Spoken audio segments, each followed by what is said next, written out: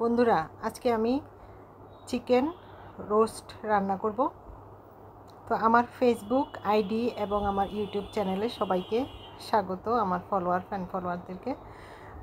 তো আমি প্রথমেই চিকেনগুলো পরিষ্কার করে ধুয়ে নিয়েছি, একদম পানি ঝরিয়ে নিতে হবে, পানিটা যেন না থাকে। তারপর আমি চিকেনগুলো নিয়ে প্রথমেই একটু লবণ মেখে আমি চিকেনগুলো ফ্রাই করে নিব। আমার এখানে 3টা চিকেন, এটা দেশি মুরগি, তো আমি এখানে লবণ দিয়েছি।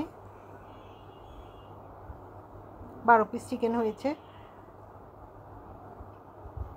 তো আমি চিকেনে লবণ দিয়ে খুব ভালো করে মেখে নিয়েছি। তারপর দিয়ে দিচ্ছি ফ্রাই প্যানে তেল।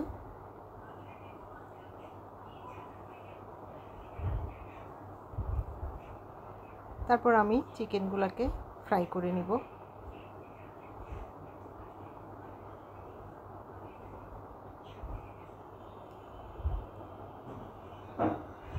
দেখুন, আমি চিকেনগুলো ফ্রাই করে উল্টে নিয়েছি। খুব হালকা করে ফ্রাই করতে হবে, বেশি চিকেনগুলো ফ্রাই করা যাবে না, কারণ তাহলে কিন্তু শক্ত হয়ে যাবে চিকেন। তো জাস্ট একবার একটু উল্টে নিয়ে আমি তুলে ফেলবো। তারপর আমি আবার দিয়ে দিব বাকিগুলো। এগুলো হয়ে গিয়েছে, আমি এখন তুলে নিব।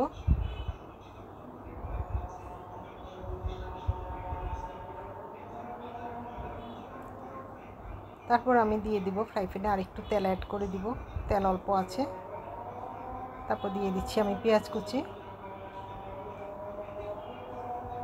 পেঁয়াজগুলো যথারীতি আমি ব্রাউন কালার না হওয়া পর্যন্ত ফ্রাই করে নিব, ভাজি করে নিব তেলে নেড়ে চেড়ে। তারপরে অ্যাড করব আমি আদা রসুন পেস্ট।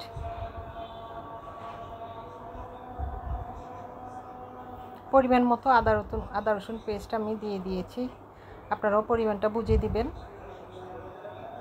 তারপর দিচ্ছি গুঁড়া মরিচ আর সামান্য হলুদ, রঙটা সুন্দর হবে।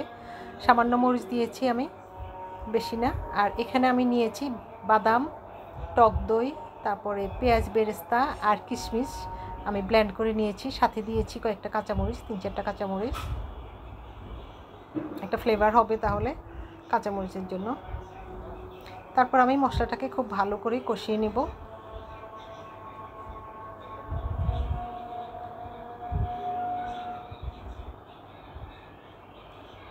মশলাটাকে হালকা চুলার ফ্লেমে রেখে কষাতে হবে।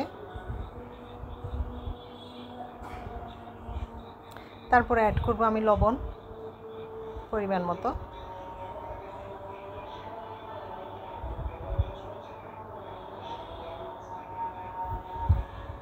এই পর্যায়ে আমি দিয়ে দিচ্ছি 3 চামচ আমি চিনি অ্যাড করছি।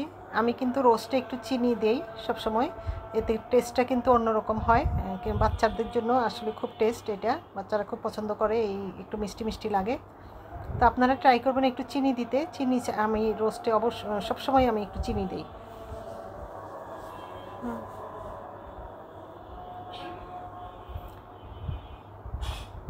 এখন আবার আমি খুব ভালো করে মশলাটাকে আবার কিছুক্ষণ কষিয়ে নেব।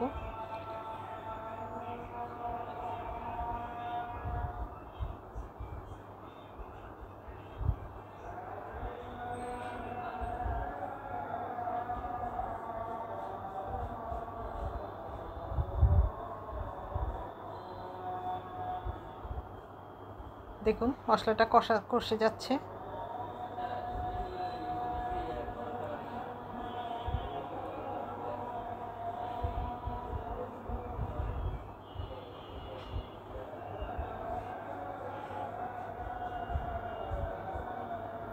তারপর আমি এখানে দিচ্ছি রোস্টের মশলা, রাঁধুনি রোস্টের মশলা একটু অ্যাড করব। আমি 2 চামচের মতো মশলা দিয়েছি, আমি বেশি দেই না, কারণ অনেক গন্ধ লাগে, তাহলে স্মেলটা ভালো লাগে না বেশি।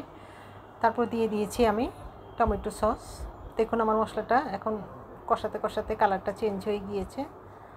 টমেটো সস অবশ্যই দিবেন রোস্ট রান্না করার সময়। তারপর আমি চিকেনগুলো দিয়ে দেব। আমার মশলা কষানোটা শেষ, আমি চিকেনটা দিয়ে দিয়েছি। এখন আমি একটু দুধ গরম পানিতে গুলে নিয়েছি, পাউডারের দুধ দিয়ে আমি ঝোল দিয়ে দিচ্ছি।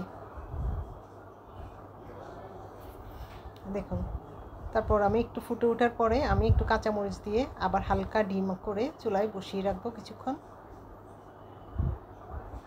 ঢাকনা দিয়ে। ঢাকনা তুলে দেখুন আমার চিকেনটা কেমন হয়েছে। এখন আমি একটু নেড়েচেড়ে নামিয়ে নিব। বাস হয়ে গিয়েছে আমার চিকেন।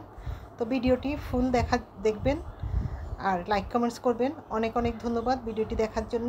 ভালো থাকবেন, সুস্থ থাকবেন।